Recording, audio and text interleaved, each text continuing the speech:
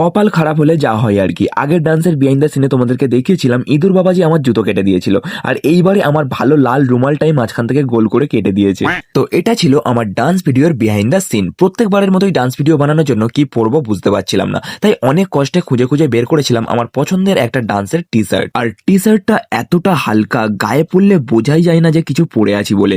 ডান্সের পক্ষে একদম বেস্ট টি শার্ট। তারপর আঙুলে দুটো আংটি আর কানটা এখনো পরানো হয়নি, তাই আবার কানে পরে নিয়েছিলাম ফলস দুল। আর টি শার্টের কালারে আমার সেম দুটো রুমাল আছে, যেটা আমার ডান্সের জন্য বিভিন্ন রকম লুক ক্রিয়েট করার জন্য কাজে লাগে। কিন্তু রুমাল দুটো খুলে দেখছি আমার লাল রুমালটা ইঁদুর বাবাজি একদম সুন্দর করে মাঝখান থেকে গোল করে কেটে দিয়েছে। মানে আমি এই ইঁদুরগুলো নিয়ে যে কি করব কিছু বুঝতেই পারছি না। আমার প্রত্যেকটা জিনিস নষ্ট করে দিচ্ছে।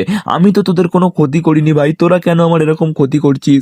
আর আজকের আমার ডান্স ভিডিওটা শুট করে দেবে রাকেশ ভাই। একটু কোয়ালিটি ভিডিও বানাবো, সেই জন্য ওকে আমি ক্যামেরাটা নিয়ে আসতে বলেছিলাম। কিন্তু ভিডিও বানানোর জন্য রাকেশ কি পারবে আমার সাথে ছাদ টপকে পাশের বাড়ির ছাদে যেতে? চলো দেখা যাক কি হয়। প্রথমে আমি যাচ্ছিলাম আর ও আমাকে দেখছিল যে কিরকম ভাবে যেতে হবে। আমি তো স্পাইডারম্যানের মতো চলে গেছিলাম, কিন্তু আমি যাওয়ার পর রাকেশ বলে ভাই এটা আমার দ্বারাই সম্ভব না, তোকে আমি ক্যামেরা দিয়ে দিচ্ছি, তুই তোর ভিডিও নিজেই বানিয়ে নে। আমি চললাম ঘরে। তারপর আমি বললাম না ভাই ওরম করিস না, কাল আমার জন্মদিনের ডান্স ভিডিওটা পোস্ট করতেই হবে। তারপর ও আবার নিচ থেকে ঘুরে ঘুরে কুকুরের মতো হাঁপাতে হাঁপাতে ফাইনালি ছাদে এসেছিল। আমি ভেবেছিলাম যে এইবারে আমি একটা বাংলা গানে ডান্স ভিডিও বানাবো, কিন্তু গুরু রান্দাবার নতুন একটা গান রিলিজ হয়েছে আর গানটা খুব সুন্দর গান, তাই ভাবলাম ট্রেন্ডিং গানটাই একটা ভিডিও বানানো যাক। ভিডিওটি যারা যারা এখনো দেখোনি তারা গিয়ে অবশ্যই ভিডিওটি দেখো, আর আমাকে কমেন্ট বক্সে জানিও ভিডিওটি তোমাদের কেমন লেগেছে। তো এটাই ছিল আমার ডান্স ভিডিওর বিহাইন্ড দ্য সিন। আর ডান্স ভিডিও শুট কমপ্লিট হয়ে যাওয়ার পর লাস্টে কয়েকটা ফটো শুট করেছিলাম। তারপর প্রত্যেকবারের মতোই সুন্দর সানসেটের সাথে আমার ভিডিও শুট কমপ্লিট করলাম।